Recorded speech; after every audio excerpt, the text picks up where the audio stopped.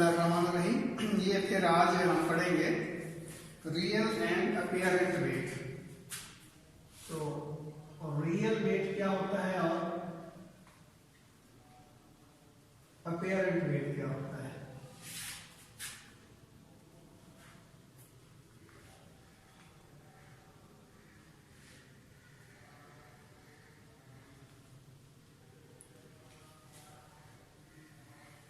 तो real wait basically वो force है जो कि जिस फोर्स से किसी भी ऑब्जेक्ट को अर्थ अपने सेंटर की तरफ अट्रैक्ट करती है, तो वो कहलाएगा रियल वेट। ये देखें, मिसाल के तौर पर ये सरफेस है ना जमीन की, इसके ऊपर ये वेट मशीन आपने रखी हुई है, यहाँ एक आदमी जो है इसके ऊपर खड़ा है।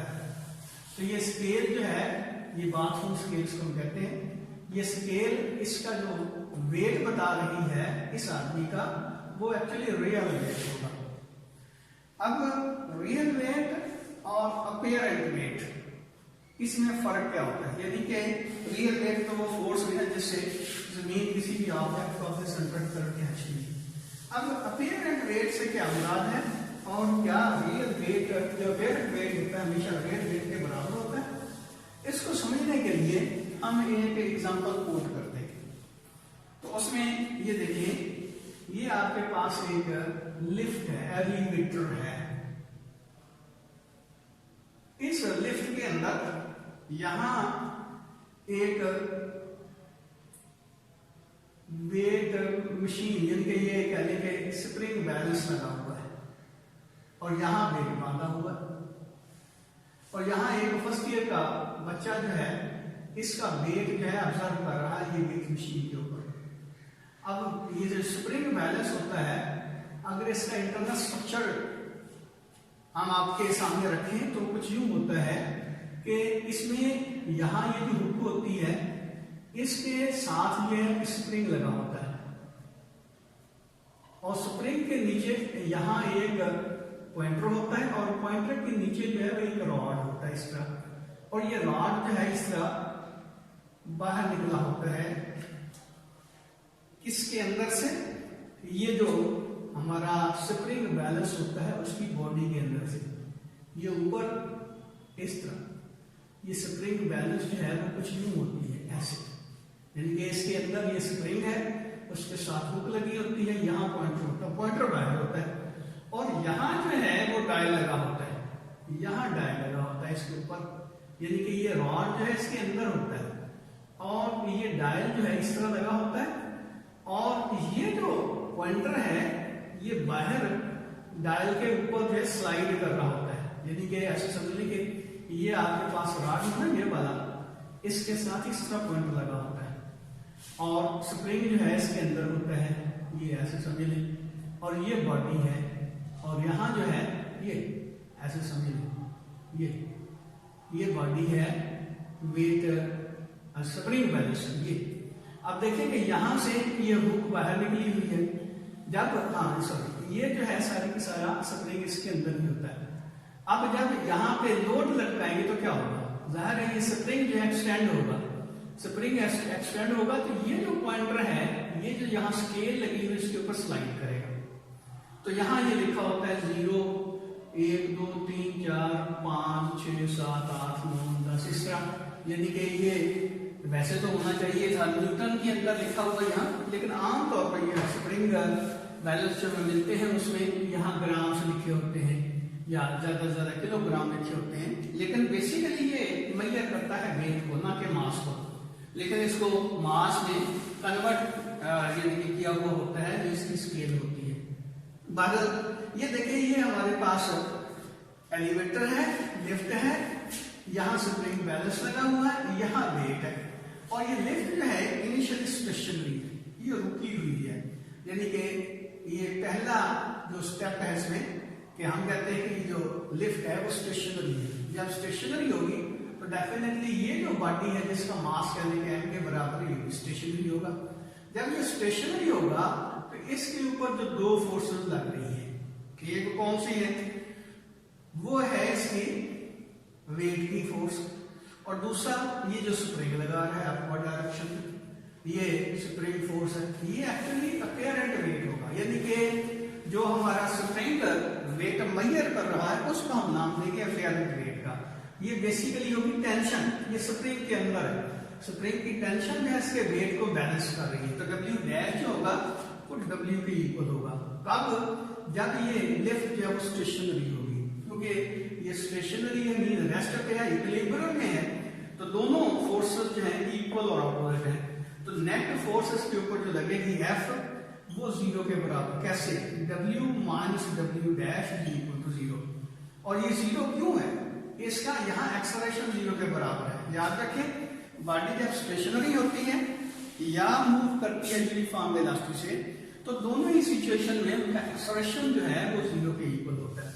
इसका मतलब ये हुआ कि यहाँ एक्सेलरेशन जो है क्योंकि बॉडी का जीरो के बराबर है, इसके ऊपर जो नेट फोर्स लग रही है वो जीरो के बराबर। ये देखिए दो फोर्स जो इसके ऊपर लग रही है, एक इसका रियल वेट है और एक जो स्प्रिंग अपेयर कर रहा है, स्प्रिंग बैलेंस, जिसको हम डब्ल्यू डैश कह सकते हैं। बेसिकली ये टेंशन जो है स्प्रिंग का, जो स्प्रिंग बैलेंस का स्प्रिंग होता है उसमें जो टेंशन है ये डब्ल्यू डैश उसके बराबर। जाहिर है टेंशन ज्यादा होगी डब्ल्यू डैश ज्यादा होता जाएगा, टेंशन कम होगी डब्ल्यू डैश की वैल्यू कम होती जाएगी। मीन जो स्केल है वो नीचे की तरफ ज्यादा स्लाइड करेगी अगर उसके ऊपर ज्यादा फोर्स जो है लगेगी नीचे की तरफ, या ऊपर की तरफ भी, वो बाद में डिस्कस कर लेंगे। तो एफ जो आपके पास आ जाएगा डब्ल्यू माइनस डब्ल्यू डैश।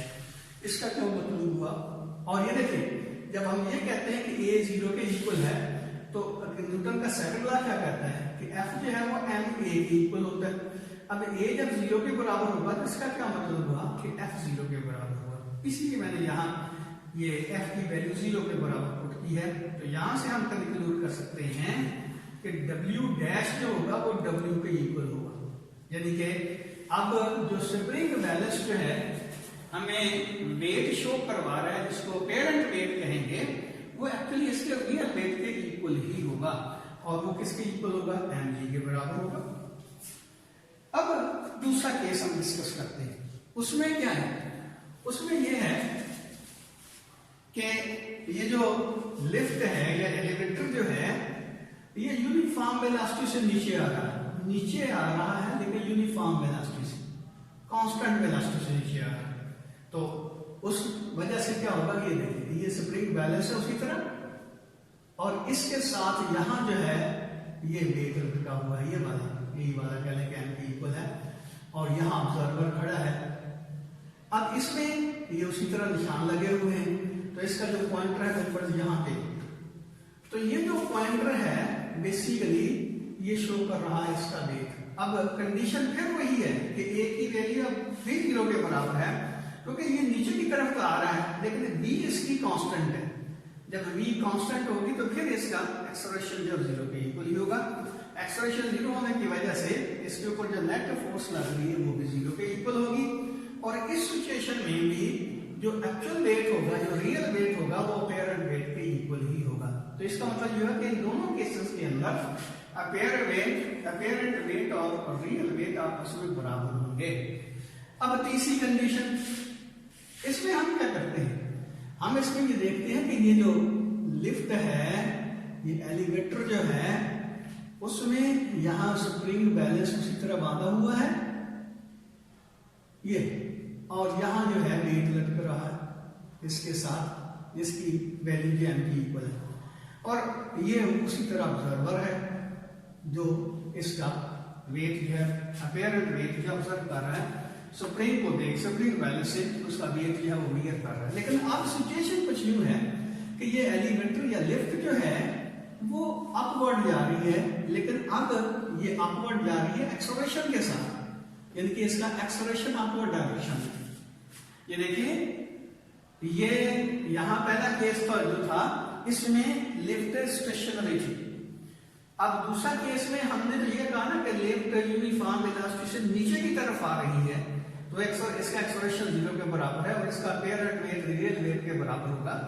अगर ये कांस्टेंट वेलोसिटी से अपवर्ड डायरेक्शन में भी मूव करेगी तो भी यही कंडीशन सेटिस्फाई करेगी, मीन इसका रियल वेट और अपेरेंट वेट आपस में इक्वल ही होंगे, नीचे की तरफ जाएगी ऊपर की तरफ जाएगी। लेकिन यहाँ ये देखिए जब ये ए एक्सेलरेशन के साथ ऊपर जा रहा होगा तो इसका मतलब ये होगा कि सारी ही एलिवेटर के ऊपर फोर्स लग रही है।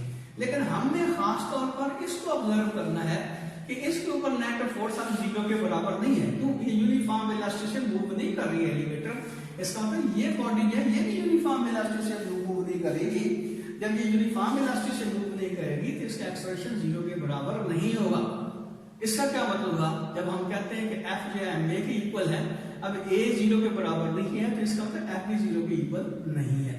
और यहाँ ये भी बात ध्यान में रखें कि ये जब ऊपर की तरफ जा रहा है, इसका मतलब ये होगा कि इसके ऊपर नेट फोर्स की जो डायरेक्शन है वो अपवर्ड होगी। अब यहाँ देखिए इसके ऊपर जो दो फोर्स लग रही थी इस वेट के ऊपर, इस ऑब्जेक्ट के ऊपर, ये एक, बल्कि उसी को हम शो कर देते हैं, एक है इसका वेट, रियल वेट, और दूसरा जो है इसमें टेंशन है जो कि अपीयरेंट वेट के तौर पर शो हो रही है, टेंशन स्प्रिंग के अंदर। अब यहां जो है इसका नेट फोर्स जो है वो अपवर्ड होगी, और कितनी होगी, यानी कि F is equal to W dash minus W के बराबर होगी। जब ये W डैश W के बराबर होगी तो तब W डैश माइनस W जो है उसका साइन पॉजिटिव आएगा, और इसकी डायरेक्शन जो है एक्सेलरेशन की अपवर्ड होगी। और हम ये कह सकते हैं, न्यूटन का सेकंड लॉ पे हमें कहता है कि ये ma की इक्वल होगा, यानी W dash minus W F के इक्वल है, और F किसके बराबर होगा, ma। m इस बॉडी का मास है, और a एक्सेलरेशन के साथ ये सारे का सारा सिस्टम जो है वो ऊपर की तरफ मूव कर रहा है। इसका मतलब ये हुआ कि आपका अपीयरेंट वेट W डैश जो होगा वो किसके इक्वल होगा, ये दूसरी तरफ जाके एड अप हो जाएगा, तो ये आ जाएगा mg, बल्कि चलो पहले एक स्टेप में कर देता हूं, W ये पॉजिटिव और ये ma, जिनके इधर दूसरी तरफ जाके ये इसका साइन पॉजिटिव हो जाएगा, तो ये W किसके इक्वल होगा, mg प्लस ma। अब देखिए अपीयरेंट वेट एक्चुअल वेट से क्या हो गया, रियल वेट से क्या हो गया, बढ़ गया है।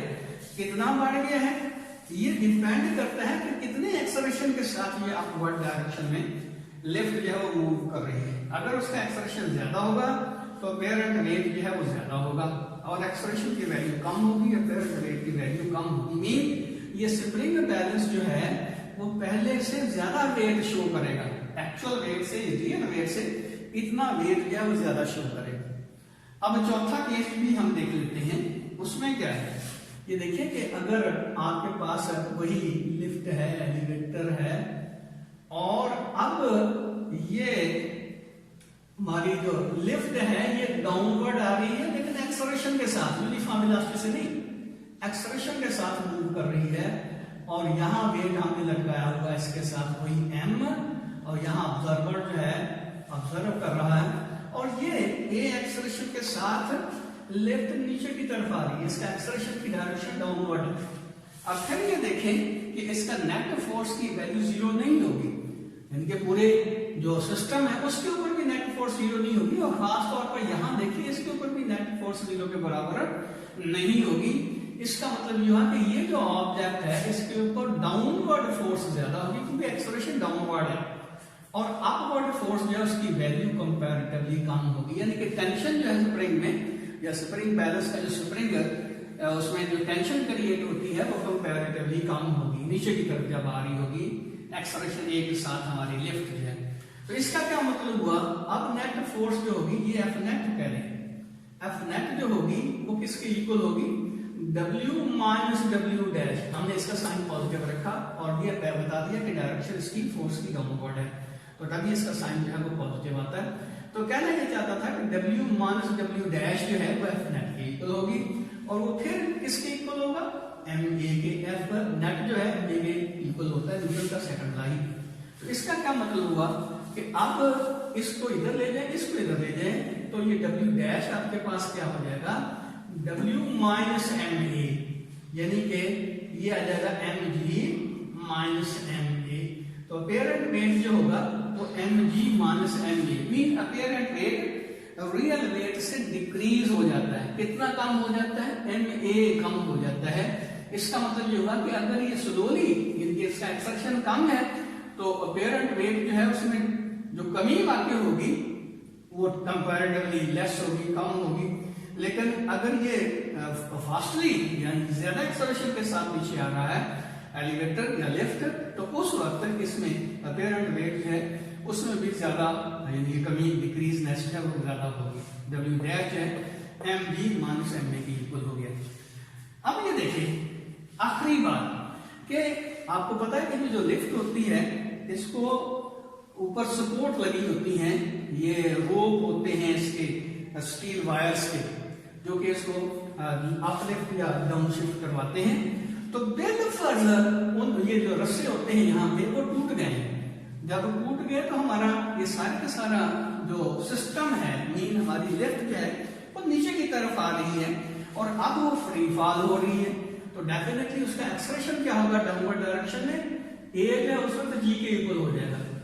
यानी कि अगर लिफ्ट जो है उसके सारे रस्से टूट जाते हैं तो क्या होगा, वो लिफ्ट जो है नीचे की तरफ आएगी कितने एक्सप्रेशन के साथ, जी एक्सप्रेशन के साथ। इसका क्या मतलब हुआ कि अब अपीयरेंट वेट किसके इक्वल हो जाएगा, अब अपीयरेंट वेट W डैश जो होगा वो होगा mg माइनस mg, ए को g से रिप्लेस कर दें तो ये देखिए अपीयरेंट वेट गैस का 0 के इक्वल हो जाएगा। मीन यहाँ सारे के सारे ऑब्जेक्ट जो एलिवेटर के अंदर होंगे वो बेबदलने की कैफियत में होंगे, वेट लेसनेस की कंडीशन जो है वो क्रिएट हो जाएगी। तो इसका मतलब ये हुआ कि जब ये फ्री फॉल हो रही होती हमारी लिफ्ट जो है तो उस वक्त इसका अपीयरेंट वेट इसके अंदर जो सिस्टम है उसका अपीयरेंट वेट सारे का सारा 0 के बराबर होता है और ये सिस्टम जो है वो वेट लेसनेस की कंडीशन में आ जाता है। इसको समझने के लिए मैं आपके सामने एक एग्जांपल रखता हूँ। ये देखिए आप खुद देखिए कि ये किताब है मेरे पास, मैं क्या करता हूँ इसको पुश करता हूँ ऊपर की तरफ तो मेरे हाथ के ऊपर ज्यादा प्रेशर पड़ता है, फोर्स स्ट्रेस ज्यादा पड़ती है। लेकिन इसको मैं आहिस्ता आहिस्ता ऊपर करता हूँ तो स्ट्रेस अभी इंक्रीज होगा लेकिन इतना ज्यादा इंक्रीज नहीं होगा। जब यहाँ मैंने इसको रखा हुआ है अब मैं इसको पुश करता हूँ तो मेरे हाथ के ऊपर स्ट्रेस जो है वो इंक्रीज होगा और इसी तरह मैं सडनली इस हाथ को नीचे लेके आता हूँ तो मेरे हाथ पे जो प्रेशर है उसकी वैल्यू कंपैरेटिवली कम होगी। तो डेफिनेटली समझ लें कि ये मेरे हाथ के ऊपर यहाँ वेट मशीन रखी हुई है तो इसको मैं जब पुश करूंगा तो क्या होगा, वेट मशीन पे स्ट्रेस ज्यादा आएगा। जब स्ट्रेस ज्यादा आएगा तो वेट मशीन जो है वो ज्यादा वेट शो करेगी, यानी कि वो रियल वेट नहीं होगा, वो अपीयरेंट वेट होगा। और इसी तरह अगर ये देखिए यहाँ पे वेट मशीन है और ये मेरा हाथ है, मैं इसको नीचे की तरफ लेके जाता हूँ तो क्या होगा, सडनली जो वेट मशीन है उसके ऊपर स्ट्रेस की वैल्यू कंपैरेटिवली कम होगी। जब स्ट्रेस की वैल्यू कम होगी तो वेट मशीन जो है वो कम वेट शो करेगी। ये दोनों सिचुएशन ये है। अब इसी तरह अगर मैं बिल्कुल इसको नीचे की तरफ लेके जाता हूँ, ऐसे सब लेके ये जो हमारी वेट मशीन है वो सिर्फ इसको टच कर रही है लेकिन इसको पुश नहीं कर रही अपवर्ड डायरेक्शन में, तो रिजल्ट क्या निकलेगा कि वेट मशीन जो है वो 0 वेट शो करेगी। एक छोटी सी एग्जांपल देके बात खत्म करता हूँ। अगर आप एक भी वेट मशीन जो है वो अपने पाँव के साथ बांध के छलांग लगाते हैं ऊपर से तो क्या होगा, वेट मशीन को नीचे से सपोर्ट नहीं मिल रही। इसका क्या मतलब हुआ कि वेट मशीन जो है वो 0 वेट शो करेगी। तो ये वो कंडीशन है जो यहाँ हम डिस्कस कर रहे थे। इसका मतलब ये हुआ कि अगर कोई भी फ्रीली फॉल सिस्टम है तो वो उसके अंदर सारे का सारे ऑब्जेक्ट हैं वो बेवजनी की कैफियत में होते हैं, वेट लेसनेस की कंडीशन में होती हैं। तो ये बनता है हमारा ग्रेविटी फ्री सिस्टम। तो कोई बात पूछनी है तो पूछ ले।